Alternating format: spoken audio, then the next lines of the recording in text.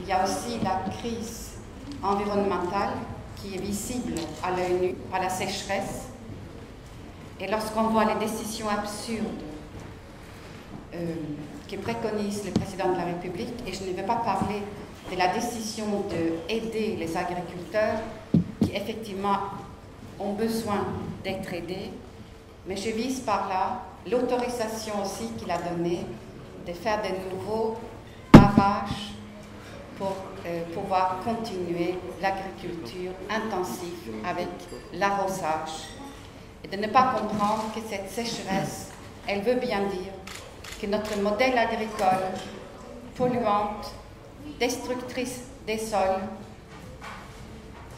qui consomme beaucoup trop d'eau, si on continue avec l'arrosage, on va assécher les nappes phréatiques. Donc, faire de nouveaux barrages, c'est continuer la course en avant et c'est de fermer les yeux sur l'inéluctible changement de modèle agricole. Vous savez que le PAC va être réformé en 2013. Nous souhaitons mettre fin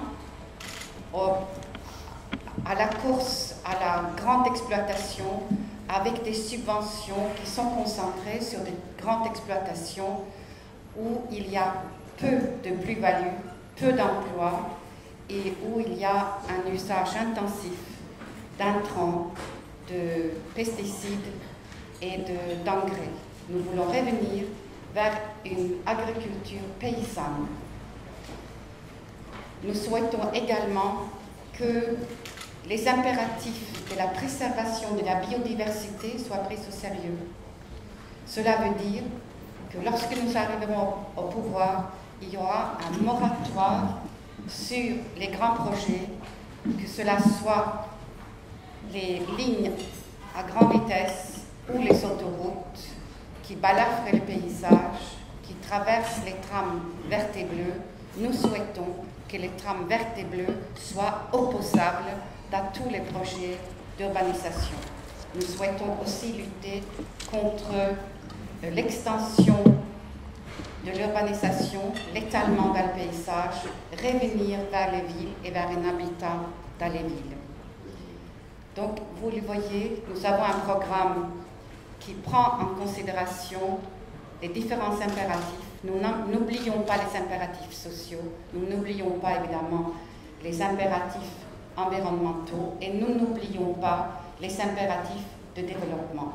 C'est extrêmement choquant de voir que l'Europe aujourd'hui est une forteresse fermée aux migrants, que nous ne sommes pas capables d'accueillir dignement quelques centaines de migrants tunisiens, alors que les Tunisiens, eux, accueillent 250 000 réfugiés libyens près de leurs frontières. Et lorsqu'un navire chavire en Méditerranée, qui coûte la vie à 200 personnes qui avaient quitté la Libye, cela fait à peine 2 lignes dans les journaux, parce que notre souci, c'est surtout qu'ils ne viennent pas chez nous.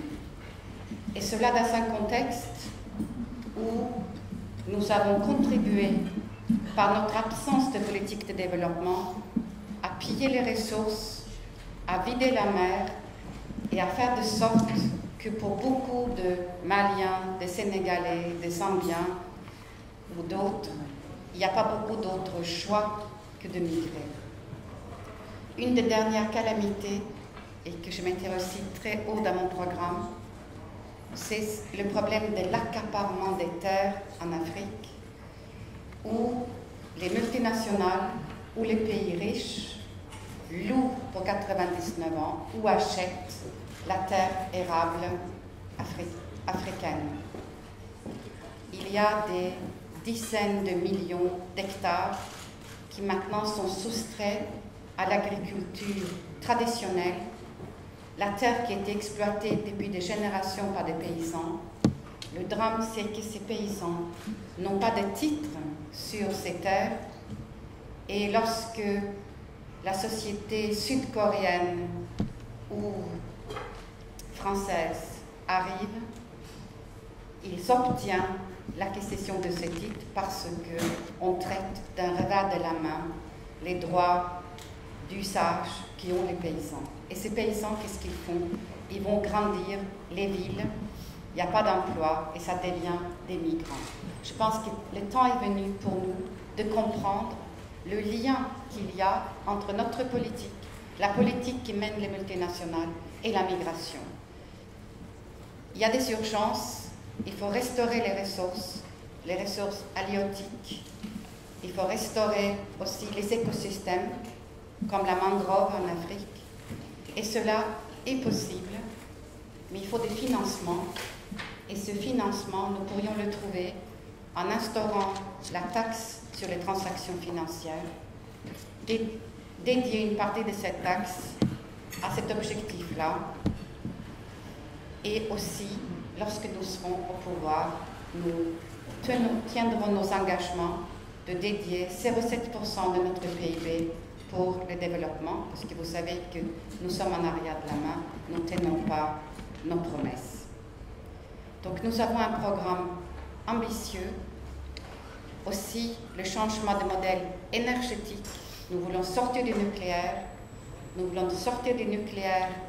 dans une période qui correspond à la fin de vie des centrales, c'est-à-dire environ 20 ans, période pendant laquelle nous allons mettre en œuvre tous les programmes de la transformation de l'écologie politique de la société, c'est-à-dire la montée en puissance des énergies renouvelables, mais aussi l'efficacité énergétique des bâtiments et des appareils. Vous savez que cela est très créateur d'emplois.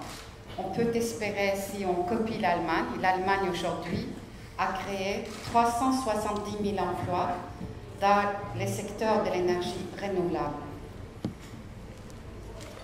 Le nucléaire aujourd'hui, ce n'est que 50 000 emplois. Donc la sortie du nucléaire sur une période de 20 années ne va pas entraîner des licenciements massifs dans le secteur du nucléaire, parce que d'abord les réacteurs vont encore tourner pour beaucoup d'entre eux, et ensuite parce qu'il va falloir démonter et gérer les centrales dans leur période de démontage. Il va falloir financer cette reconversion écologique. Et notre programme répond aussi à cela. Nous savons, selon les expertises, que cela coûte à peu près 2,5% de PIB par an, c'est-à-dire en France à peu près 60 milliards par an. Globalement, aujourd'hui, il y a dans notre budget des niches fiscales qui sont totalement contre-productives, comme les exonérations sur les pesticides, comme les exonérations sur le kérosène, sur le vol intérieur, et plein d'autres niches. Ça représente à peu près 10 milliards. Et ensuite, nous ferons des arbitrages pour trouver 15 milliards, qui est le coût des investissements qui ne s'amortissent pas. Ensuite, tout ce qui est amortissable, nous flécherons l'épargne pour les financer. Mais je répondrai à des questions plus détaillées si vous le souhaitez, mais je voulais que vous sachiez que nous avons un programme qui est complet, qui s'occupe de comment financer nos promesses, qui s'occupe de la réforme fiscale, qui s'occupe de notre politique étrangère et de nos obligations envers le pays du tiers-monde. Donc c'est un programme qui met la justice au cœur, qui met la dignité au cœur. C'est vraiment un programme qui correspond à une nouvelle façon de vivre ensemble, à une nouvelle société. Bravo.